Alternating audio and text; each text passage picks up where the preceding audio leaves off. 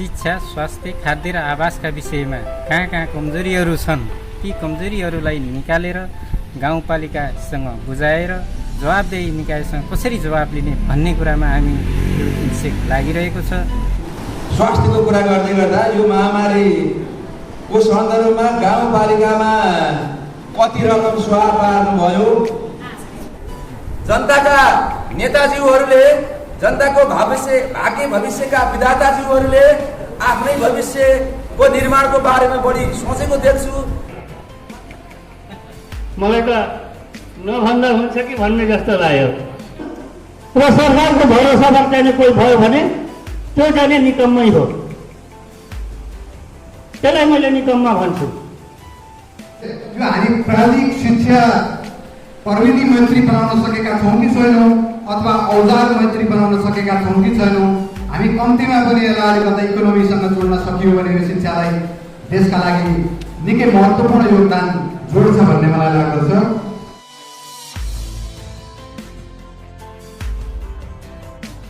शिक्षा, स्वास्थ्य, खाद्य र आवासका विषयमा कहाँ कहाँ कमजोरीहरू छन् ती कमजोरीहरूलाई निकालेर गाउँपालिकासँग बुझाएर जवाबदेही निकायसँग कसरी जवाब लिने भन्ने कुरामा हामी इन्सेक लागिरहेको छ। इन्सेक भनेको नागरिकका अधिकारहरूलाई कसरी सुनिश्चित गर्न सकिन्छ भन्ने विषयमा लागेको छ। इन्सेक जनताकै सरोकार र उसैका आवाजहरूलाई लिएर घर दैलोमा पुगिरहेको छ। शिक्षाका विषयमा होस्, स्कुलका बारेमा, गतिविधिहरू, कर्मचारीका बारेमा विभिन्न कुराहरूमा इन्सेकले निगरानी गरिरहेको छ। यो निगरानी गर्ने एउटा समूह हो। इन्सेक अन्तर्गत रहेर हामी 10वटा स्थानीय निकायमध्ये शुद्धोधन गाउँपालिका पनि एउटा हो, जसमा एउटा बुटवल नगरपालिका र एउटा शुद्धोधन गाउँपालिका परेको छ रूपन्देहीमा। त्यो मध्ये शुद्धोधन एक हो।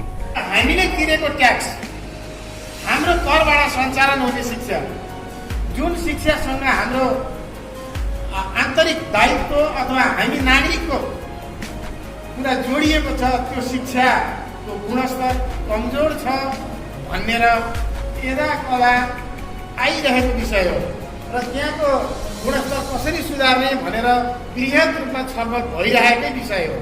र पनि त्यसले दिने शिक्षा, सामुदायिक शिक्षा भनौँ अथवा चाहिँ नेपाल सरकारको बजेटबाट सञ्चालन हुने शिक्षा भनौँ, यो शिक्षा अलिकति समाजमा स्थापित हुन सकिरहेको छैन। आदरणीय गुरुहरूलाई तपाईँले दिइरहेको शिक्षामा जनताले गुनासो गर्छन्, शिक्षाको गुणस्तर कमजोर छ भनेर भन्दा अब हामी शिक्षा दिएकै छौँ, विद्यार्थीहरूलाई अध्यापन गराएकै छौँ र अभिभावकहरूले पनि ध्यान दिनुहुन्न, व्यवस्थापक समितिको पनि त्यत्रो ठुलो भूमिका हुन्न, नेपाल सरकारले पनि नीतिगत रूपमा नीति बनाएर फालिदिएको छ। अब एउटा शिक्षकले मात्रै के गर्न सक्छ र भनेर जवाब अझ सजिलोमा भनौँ, मान्छे जब जन्मन्छ उसका केही अधिकारहरू जन्मसिद्ध हुन्छ। ऊ बोल्छ, ऊ लेख्न पाउने, पढ्न पाउने, कुरा गर्न पाउने, सङ्घ सङ्गठन खोल्न पाउने, यस्ता कुराहरू छ। यी कुराहरू खान पाउने, लाउन पाउने, बासको व्यवस्था, मनोरञ्जनका कुरा छन्। यी कुरादेखि लिएर अन्तर्राष्ट्रिय कानुनमा पनि मानव अधिकारका कुराहरू परिभाषित छन्। ती परिभाषित कुराहरू उपभोग गर्दाखेरि आफू पनि संयमित भएर र अर्काको कुरालाई, अर्काको अधिकारलाई हनन नहुने गरी हामी उपभोग गर्न पाउने मानव अधिकारभित्रका कुरा हुन्छ। यसका सिद्धान्तहरू पनि छन् है, सर्वव्यापकता हुन्छ मानव अधिकारको कुरा, एकरूपता हुन्छ। अब एउटा मान्छेको अधिकार यहाँ एका थरीको र फ्रान्समा अर्का थरीको हुँदै लगभग उस्तै खालका हुन्छ ती कुराहरू। र मैले कतिपय ठाउँमा देखिरहेको छु, अनलाइन क्लासमा मोबाइलमै दिनभर विद्यार्थीहरू गरिरहेको र उनीहरू चाहिँ अनुशासनभन्दा ज्यादै बाहिर गएर भोलि हामी सुधार गर्न नसक्ने अवस्थामा हामी पुग्छौँ कि भन्ने चिन्ताको विषय रहेको छ। म यो गम्भीर रूपमा सबै सरकारवाला, हाम्रो स्थानीय निकाय र विद्यालय, जनप्रतिनिधिहरू र शिक्षासँग सम्बन्धित सबै महानुभावहरूलाई म यो गम्भीर रूपमा ध्यान आकर्षण गराउन चाहन्छु। बोर्डिङ स्कुलहरूले वैशाख र जेठ छोडेर असारदेखि स्कुल अहिले चालु गरिराख्नु भएको छ। असारदेखि उहाँले फी लिन अनुमति पाउनुभएको छ भन्ने सुनेको छु। र बोर्डिङ स्कुलले यसरी अभिभावक किन गरिरहेको छ? स्थानीय सरकारको उहाँहरूलाई पुगेको छैन कि पुगेर पनि उहाँले गलत गरिरहनु भएको छ।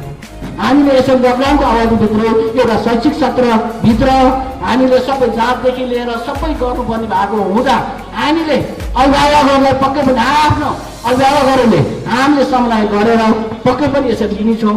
र अभिभावक जब यहाँ आउने जुन समन्वयहरूले यसरी स्कुलहरूले असारदेखि लियो, वैशाखदेखि लियो, अथवा यो चाहिँ अझै पनि त्यस्तो निर्णय भएको छैन। र हामीले के सोच बनाएका छौँ भने हाम्रा विद्यार्थीहरू हुन्, हाम्रो विद्यार्थीलाई क्वालिटीयुक्त एजुकेसन दिनुपर्छ। र यो एक साल यो यसैले 77ले नै सजेसन मानेको हुँदा हामीले पाउने विधाहरूलाई पनि हामीले कटौती गरेर हाम्रा विद्यार्थीहरूलाई हामीले दक्ष बनाउने हो।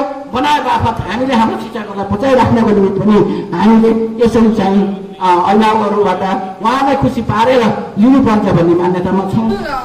बच्चाहरू धुम्रपान मद्यपानहरू गर्ने प्रायः जस्तो त पुरुषहरू बालकहरूले धेरै गर्ने र हाम्रो गाउँपालिकाले यसलाई मध्यनजर गरेर निजी विद्यालय र सरकारी विद्यालयका 500 मिटर वरपरका पसलहरूमा चुरोटहरू खैनी रक्सीहरू यस्तो बेच्न नपाइने गाउँपालिकाबाटै नै आदेश आयो भने उहाँहरूलाई पनि अलिकता असहज हुन्थ्यो। यसमा पनि हाम्रो सहज हुन्थ्यो। यसमा पनि हाम्रो गाउँपालिकाले मध्यनजर गरिदिए हुन्थ्यो स्कुले बच्चाहरूलाई। र बच्चाहरूले ड्रेसहरू लगाएर धुम्रपान मद्यपान किन्न पसलमा गएर त्यस पसलले बच्चाहरूलाई दिनुभयो भने त्यो पसललाई पनि कारबाही हुन्छ है भनेर पनि हाम्रो स्थानीय निकायबाट यो पनि भइदिए हुन्थ्यो। सामुदायिक र संस्थागत विद्यालयको नजिकको आसपासमा 500 मिटरमा यो मदिराजन्य सुसुप्तिजन्य र मद्यपानजन्य तिनी पदार्थहरू बिहान उड्दा बित्तिकै प्रयोग भइरहेका छन्। विद्यालयको गेटको नजिकमा यो समस्या भयो। यसलाई के गरी निराकरण गर्न सकिन्छ एकदम आवाज उठाउनु भएको छ। यसलाई मैले बुझेर त्यसपछि हाम्रो समितिमा निर्णय पनि भयो। फेरि म गाउँपालिका शिक्षा शाखामा गएँ, सर यसको कानुनी प्रावधान के हो भन्न जाँदाखेरि त्यहाँ गएर मैले खोजेर हेर्दाखेरि के पाएँ भन्दाखेरि गाउँपालिकाले आफ्नो नियम बनाएर त्यो लागू गर्न सकिने छ भनेर मैले चन्द्रकान्त सरलाई भने तपाईँले यो खोजेर लागू बनाउनुहोस् है। 200 मिटर हुनसक्छ अथवा 300 500 के हुन्छ त्यसलाई कार्यान्वयन गराउँछ। बिहानै विद्यार्थीहरू सुर्तीको लागि कैनेको लागि त्यसपछि हरेक प्रकारको जाँड रक्सीको लागि एउटा बोतल लिएर चाहिँ जङ्गलका कुनामा घरका पछाडिका कुनामा गएर हामीले लक्की लगाएर ल्याएको समस्या हामीलाई थाहा छ। एउटा यो काम गर्नुपर्छ। यो अभिभावक शिक्षा पहिलो शिक्षा अब चाहिँ शुद्धोदनमा यदि शिक्षालाई अगाडि बढाउने हो भने अभिभावक शिक्षालाई अग्रिममा यसको योजना बनाएर प्रत्येक टोलको अभिभावकलाई स्वास्थ्य र शिक्षाका योजना के गर्न सकिन्छ भने अभिभावकलाई तालिम दिउँ, यो व्यवस्थामा नचुकौँ। कोरोना भन्ने महामारी अहिले चलिरहेको छ। यो महामारी स्वास्थ्यको कुरा गर्दै गर्दा यो महामारीको सन्दर्भमा गाउँपालिकामा कति रकम स्वाहा पार्नुभयो? म जस्तो सचेत नागरिकले यसको सूचना पाउनु पर्छ कि पर्दैन? यदि पर्छ भने हामीलाई पनि जानकारी हुनुपर्छ भन्ने मेरो भनाइ हो। म सूचनाको हक सम्बन्धी अधिकारको बारेमा थोरै जानकार छु। मलाई लाग्छ तपाईहरुलाई प्रश्न गर्दै गर्दा तपाईहरुले हेला होचो गर्ने है जनताप्रति चाहिँ नेगेटिभ समाचार जनताप्रति फैलाउने गर्नुहुन्छ कि मेरो अधिकारभित्र पर्दैन भने जनताले जनप्रतिनिधि तथा कर्मचारीहरूलाई प्रश्न गर्न पाइन्छ कि पाइँदैन, सूचनाको हक दिनुपर्छ कि पर्दैन भन्ने बारेमा म तपाईहरुलाई प्रश्न गर्न चाहन्छु। सरकारी स्कुलहरू खोक्रा छन्। केवल सरकारी स्कुलका टिचरज्यूहरूलाई आरोप होइन, यथार्थ हो। उहाँहरूले सरकारी काम कहिले जाँदा घाम भन्ने भन्दा बाहेक अरू सोचेको मैले देख्दिनँ। त्यसर्थ यसको बारेमा हाम्रा जनप्रतिनिधिहरूले अलि राम्रोसित ध्यान दिनुहुन्छ भन्ने कुरा म राख्दै गएँ। अनि आज कुरा बडो गजबले खटेको कुरा हो। यो सबै कुराहरू आलोचना मात्रै होइन, सुझावको कुरा पनि हो। प्रशासकीय अधिकृतज्यू म धेरैचोटि गाउँपालिकामा जाने गर्दिनँ। यसभन्दा अगाडिका मरासिनीज्यूले भन्नुहुन्थ्यो त हप्ताको एकचोटि यहाँ आइज भनेर म आउन तपाईँहरूसँग भन्थे, आफ्नै काम परे आउँछु भन्थे। अब आफ्नो मर्यादा तहगत कार्यक्रम क्षमता प्रशासकीय अधिकारीले गाउँपालिका अध्यक्षलाई मैले भाषा नराम्रो बोल्यो भने क्षमा दिनुहोला। प्रशासकीय अधिकारीले हाम्रा गाउँपालिका अध्यक्षलाई पिउनको जस्तो व्यवहार गरेको देख्छु। अनि हामी कसरी यो गाउँपालिका सुध्रिन्छ भन्ने आशा गर्छौँ? मलाई त अचम्म लाग्छ। त्यसर्थ अब हरेक विकास निर्माणका कामहरू तपाईँहरूले खुसु बोलीबाट हाले जस्तो मैले तपाईँहरूलाई अनुरोध गर्छु। अब ढोल पिट्न पर्छ, प्रत्येक जनताको कानमा पुग्नु पर्छ। मैले यो विकास निर्माण गरेको छु भनेर सूचनाको अधिकारबाट वञ्चित गर्दै यदि हुनुहुन्छ भने तपाईँहरूले षड्यन्त्र गर्दै हुनुहुन्छ, जालझेली गर्दै हुनुहुन्छ, बेइमानी गर्दै हुनुहुन्छ। त्यसकारण सूचनाको अधिकार माइक बोकेर जनतालाई घर घरमा भन्नुहुनेछ भन्ने आशा राख्दछु। जनताको भविष्य होइन, आफ्नै मात्रै भविष्य बनाउने कुरातिर बढी ध्यान गरेको म देख्दछु। यो कति ठिक हो? जनताका नेताज्यूहरूले, जनताको भाग्य भविष्यका विधाताज्यूहरूले आफ्नै भविष्यको निर्माणको बारेमा बढी सोचेको देख्छु। अब यो सरकार भनेको यो भाग्य विधाता भन्ने कुरो आयो कि यो भाग्य विधाता होइन सरकार। यदि मान्छे छैन तपाईँको आफ्नो भाग्यको विधाता आफै भएन भने त्यो मान्छे कहीँ पनि बिग्दैन र सरकारको भरोसामा चाहिने कोही भयो भने त्यो चाहिने निकम्मै हो। त्यसलाई मैले निकम्मा भन्छु। मैले यहाँ चाहिँ तपाईँको एउटा कुरो राखेँ। म फर्स्टचोटि चाहिँ कुखुरा पालन गर्दाखेरि मेरो माइला छोरा जुन अहिले चाहिँ करोडको कारोबार गर्छ त्यसले चाहिँ अन्डा चाहिँ कहाँ बेचौँ, बेच्ने ठाउँै पाइएन भनेर माल तपाईँको के अरे 2टा कोठा अन्डा चाहिँ राखिदियो। अनि उसलाई मैले बोलाएर भने यसो अन्डा कहिले बेच्न सक्दैनस् भने तो भगवान पशुपतिलाई बोला यहाँ मेरो अन्डा बेच्देऊ भगवान भने। अनि त्यतिले पनि हुँदैन भने डाक्टर बाबुराम भट्टराई प्रधानमन्त्री हुनुहुन्छ, उहाँलाई बोला अनि मेरो अन्डा बेच्दै भनेर भनेपछि ऊ चाहिँ चुप लाग्यो। अनि त्यसमा कति पैसा छ? 20,000 छ। जा एक हप्ता घुमेर चाहिँ अझै पैसा पुग्दैन भने भन्। अनि कहाँ कहाँ घुम्न जान्छ? जा अर्घाखाँची जा, प्युठान जा, सर्ल्यान जा, रुकुम जा, रोल्पा जा, त्यति घुमेर आइज। पठाएको पहिल्यै अर्घाखाँची पुगेछ र त्यहाँबाट फोन गर्छ जाने 100 पेटी अन्डा पठाइदिनुहोस् त बा भन्छ। तुरुन्त 100 पेटी अन्डा गयो, त्यसको भोलिपल्ट फेरि 100 पेटी अन्डा गयो। 3 दिनमा त अन्डा जम्मै छ। भनेपछि आफ्नो काम त आफै गर्नुपर्छ नि। अनि मेरो काम सरकारले गरिदिन्छ, मेरो काम चाहिँ तपाईँको गाउँपालिकाले गरिदिन्छ, मेरो काम चाहिँ तपाईँको के यो केपी ओली सरकारले आएर गरिदिन्छ भन्ने मान्छे निकम्मा हो क्या। अनि हामी जनप्रतिनिधिहरूले बाटो देखाइदिने हो। जस्तो अब मुस्ताङमा स्याउ चाहिँ तपाईँको बिकेन। किन बिकेन? त्यहाँ प्रशस्त उब्जनी हो, पोखरामा ल्याउने बाटै छैन। अनि पोखरा ल्याउने बाटो नभएपछि त्यही स्याउ कुहियो। त्यो बाटो बनाइदिने सरकारको काम हो। त्यो भारी बोकेर त्यो स्याउ लुम्बिनी ल्याएर बेचिदिने सरकारको काम होइन। आफ्नो बच्चा स्कुल जान्छ कि जान्न अभिभावकलाई चाहिँ तपाईँको त सचेतनै छैन।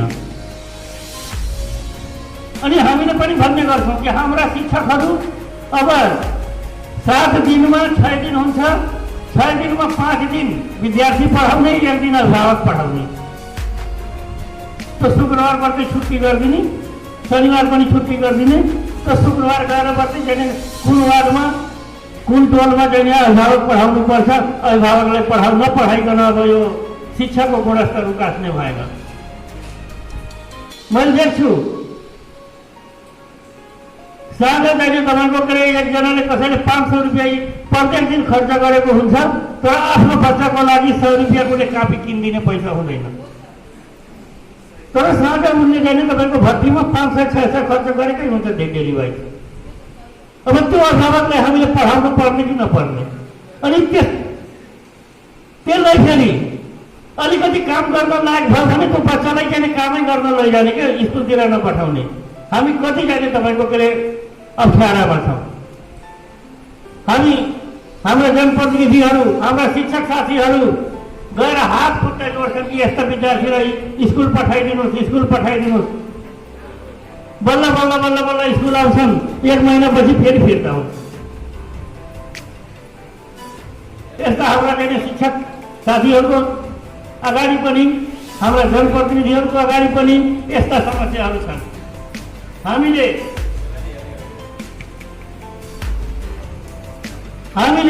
यस्ता समस्याहरूसँग जुझ्दै हाम्रा प्रमुख प्रशासनिक अधिकारीले भन्नुभयो कि एउटा समस्या समाधान गर्छौँ, अर्को समस्या आइलाग्छ। फुसको छाना अथवा खरको छाना यहाँबाट नष्ट गर्नका निम्ति, त्यसलाई हटाउनका निम्ति शुद्ध दरमा 156वटा अहिले वटा परेको छ। 156वटा घरमा यदि खरका छाना, फुसका छाना हामी चाहिँ नष्ट गर्दैछौँ, हटाउँदैछौँ। यहाँहरूलाई त्यो जानकारी पनि गराउँ। 30 अङ्कको सन्दर्भको कुरा यहाँ उठाउनु भएको छ। यो हाम्रो रूपन्देहीको इन्सेक संयोजक विनय विशीज्यूले वास्तवमा हामीले अलिकति विद्यालयका पढाजीहरूसँग बसेर छलफल गर्दा हाम्रो सुर्दुलुङ गाउँपालिकाको वडा नम्बर 3 र 4 मा त्यस्तो अवस्था छैन। अरू वडाहरूमा धेरैभन्दा धेरै भारतीय दिसोम लगाइरहेको अवस्था र ती भारतीय दिसोमबाट नेपालमा जुन टिभीमा चाहिँ सरकारले पढाइरहेको छ, एफएममा पढाइरहेको छ, ती पहुँच पनि ती हाम्रा चाहिँ अरू वडाहरूमा चाहिँ त्यस किसिमको अवस्था नभएको कुरा छ। र यसरी अरू अन्य गतिविधिका विषयका कुरा पनि हाम्रो पूर्वताज्यूले भनिसक्नु भएको छ। यस मानेमा खास गरी प्रदेश सरकारले त्यस किसिमको समन्वय गर्नुपर्छ। हाम्रो माननीय ज्यू यही हुनुहुन्छ। त्यसले पनि शिक्षालाई एउटा सकारात्मक प्रभाव परेको जुन हाम्रो नेपाल सरकारले पढाइरहेको, टेलिभिजनबाट पढाइरहेको शिक्षा, ती जुन जसले भारतीय दिसोम लगाएको छ उहाँहरूले त्यो शिक्षा पाउन नसकेको कुरा पनि मैले यहाँलाई जानकारी गराउन चाहन्छु। यसलाई बल्ल हामीलाई जानकारी आएको छ, यसलाई व्यवस्थापन गर्नको लागि पक्कै स्थानीय सरकार, प्रदेश सरकारले हामीले त्यसलाई समन्वय गर्नुपर्छ भन्ने कुरामा हामीले बुझेका छौँ। हामीले चाहिँ पावर र पर्सले व्यवस्थापन गर्दै गर्दा हामीले जुन 40 करोड 50 करोड आएको छ त्यसलाई हामीले योजनाबद्ध रूपमा अगाडि बढाएको छौँ। यो शिक्षा, स्वास्थ्य, यो आवास, खाद्यान्नलाई हामीले कार्यान्वयन गर्दै गर्दा साधन र साध्यको रूपमा यसलाई हेर्नुपर्ने हुन्छ। स्वास्थ्यतर्फ हामीले चाहिँ स्वास्थ्य बिमा यस वर्ष लागू गरेका छौँ। यो अत्यन्त राम्रो कार्यक्रम आएको छ, खास गरी मध्यम वर्गको लागि। यसलाई सफल बनाउनलाई यहाँहरू सबै हामी लाग्नुपर्ने हुन्छ। त्यसै गरी कोभिड अस्पताल 5 बेडको हामी चाहिँ कार्यान्वयन गर्न गइरहेका छौँ। सामाजिक संयोजक त्यसमा लागि पर्नु भएको छ, हाम्रो अध्यक्षज्यू लागि पर्नु भएको छ। हामीले गरेका कामहरूलाई एउटा संवेदनशील रूपमा हामीले चाहिँ समस्यालाई पार्थी गरेर हाम्रो क्षमता, हाम्रो बजेट, हाम्रो चाहिँ शक्तिले कति भ्याउँछ त्यसलाई योजनाबद्ध तरिकाले अगाडि लैजानुपर्ने हुन्छ। त्यसमा पनि यहाँहरूको सहकार्य हुनुहुनेछ भन्ने मैले अपेक्षा लिएको छु। आदरणीय शिक्षकज्यूहरूलाई मेरो धेरै गुनासो छैन। त्यसको कतिपय दायित्व त हामीसित होला, त्यसका कतिपय अभिभावक पनि हामीसित होला, उहाँहरूको गुनासो पनि हामीसित होला। मैले कति मात्रै भन्न चाहन्छु भने अस्ति मैले एउटा फिल्म देखेको थिएँ। त्यो फिल्मको नाम यो दक्षिण भारतको तेलुगुमा बनाएको रहेछ, त्यसलाई हिन्दीमा पछि डब गरेको रहेछ, म्याडम गीता रानी भन्ने। त्यसले एउटा स्कुलको चाहिँ प्रिन्सिपल हुन्छ र तिनी प्रिन्सिपलले यति राम्रोसित त्यो स्कुलको परिवर्तन गर्छन्। तिनले त्यो एकचोटि हेरिदिनका निम्ति मैले अनुरोध गर्छु साथीहरूलाई। सायद त्यो हेर्नुभयो भने त्यसले के बताउँछ भन्दा एउटा शिक्षक विद्यार्थीसँगको व्यवहार कस्तो हुनुपर्छ, विद्यार्थीलाई कस्तो खालको व्यवहार गर्ने, अभिभावकहरूसित कस्तो खालको व्यवहार गर्ने र त्योभन्दा माथिल्ला तहका साथीहरूसित कस्तो खालको व्यवहार गर्ने, आफूलाई माथिल्ला वादाका भनिने अफसरहरूसँग कस्तो खालको व्यवहार गर्ने तिनले चाहिँ त्यो पिक्चरमा तिनले देखाइदिन्छन्। त्यसो भएको हुँदाखेरि मैले यो साथीहरूलाई अनुरोध गरेँ, धेरै मैले भन्नु केही छैन। मैले कति मात्रै भन्न खोजेको हो भन्दा गाउँपालिकाले र प्रदेश सरकारले हामीले गरिदिने भनेको त्यहाँको चाहिँ भौतिक संरचनाहरूको यदि कमी छ भने हामीले पुरा गरिदिने हो, हामीले बनाइदिने हो। यस वर्ष पनि हामीले सिद्धोधन गाउँपालिकाभित्र जस्तो 2टा माविहरू तपाईँको चाहिँ सिसै माविमा 30 लाख रुपियाँ दिएर त्यहाँको चाहिँ 4 कोठे भवन अहिले बनाइदिने भनेका छौँ। त्यस्तै भगलपुर माविमा अहिले 30 लाख रुपियाँ दिएर त्यहाँ 4 कोठे भवन बनाइदिने भनेका छौँ। त्यस्तै हाम्रो बुद्ध ज्योतिको विद्यालयमा अहिले भवन बनाइदिने भनेका छौँ। एवं क्रमले हामीले प्रत्येक वर्ष यस्तै 3-3, 4-4वटा एउटा गाउँपालिकाको विद्यालयहरूमा त्यस्ता भौतिक संरचनाहरू बनाइदिने योजनाका साथ हामीले माइन्ड मेकअप गरेका छौँ र शैक्षिक स्तरलाई उकास्नका निम्ति हामीले काम गर्दैछौँ भन्ने कुरा हामीले बुझेका छौँ। खाद्यको बारेमा बहुत प्रष्ट छौँ हामी। खाद्यको बारेमा हामी सबै मान्छेहरू यो हाम्रो नैसर्गिक अधिकारभित्र पर्दछ। हामीले खानेकुरा कोही पनि भोको रहनु हुँदैन, कोही पनि भोकले मर्नु हुँदैन, कोही पनि यो पौष्टिक खाद्य, कुपोषण खाद्य होइन कि पौष्टिक खाद्य पाउनु हाम्रो नैसर्गिक अधिकार हो। यो पौष्टिक खाद्य पाउनु भनेको हामीले धेरै यसबाट चाहिँ तपाईँको अघि हाम्रो यहाँ अहिले हुनुहुन्न, उहाँले चाहिँ रेडिमेड खाद्य वस्तुहरूमा अलिकता त्यसको डेटहरू हेर्ने, म्यानुफ्याक्चर डेट हेर्ने, कहिले बनेको हो त्यो हेर्ने, त्यसको एक्सपायरी डेट कहिलेसम्म छ त्यो पनि हेर्ने अनि बल्ल किन्ने खालको चाहिँ कुरा गर्नुभएको छ। तर हाम्रो नेपालीको बानी कस्तो छ भने हामी देख्छौँ कि हामी समयका बहुत पाबन्द चाहिँ छौँ। समयको यति महत्त्व हामीले बुझ्या हुन्छौँ त्यति बेला जति बेला हामीलाई केही किन्न परेको हुन्छ हामी पसलमा जान्छौँ अनि कति हो यसको मूल्य सोध्छौँ, त्यो 2 रुपियाँ घटाउँछ कि भनेर पनि भन्दैनौँ अनि त्यो चाहिँ तपाईँको फटाफट लिन्छौँ। त्यो म्यानुफ्याक्चर बनेको कहिले हो र त्यसको एक्सपायर कहिले छ त्यो पनि हेर्दैनौँ। फटाफट उसले 1200 भन्यो, 1200 तिरियो अनि प्लास्टिकमा हालियो, लिएर हिँड्यो। यो खाद्यमा सबभन्दा बेच्ने भन्दा उपभोग्य गर्ने व्यक्तिहरू नै तपाईँको चनाखो हुनुपर्ने, सचेत हुनुपर्ने हुन्छ। यदि उपभोक्ता नै यदि तपाईँको चाहिँ सचेत भएन भने तपाईँको चाहिँ व्यापारी त सधैँभरि त्यसले चाहिँ अलिकता 2 पैसा बढी नै कमाउने, एक्सपायर भएको पनि फिर्ता गर्न नपरोस् भन्ने उसको चाहना हुने, त्यो त स्वाभाविक कुरा हो। पार्टीका नेता, गाउँ कमिटीका अध्यक्ष, गाउँपालिकाको अध्यक्षले बताइसक्नु भएको छ कि हामीले अहिले हाम्रो गाउँपालिकाभित्र कम्तीमा पनि 156वटा यो फुसको घर विस्थापित गर्ने र त्यसलाई हामीले टिन लगाउने अहिले हाम्रो कार्ययोजना छ। हामीले पछिल्लो वर्ष पनि र यस वर्ष पनि जनता आवास कार्यक्रम अन्तर्गत पछिल्लो वर्ष हामीले 9वटा घर र यस वर्ष हामीले 10वटा घर बनाउँदैछौँ यो गाउँपालिकामा। हामी इन्सेकद्वारा विभिन्न कुराहरू समस्या मात्रै उठाइयो भन्ने कुरामा म सहमत छैन। अझैसम्म हामीले समस्याको खोजी गरिरहेका छौँ। अब हामी समाधान कसरी हुन्छ भन्नेतिर लाग्नेछौँ, किनभने हामी समस्या नभइकन हामी समाधानतिर जान सकिन्न।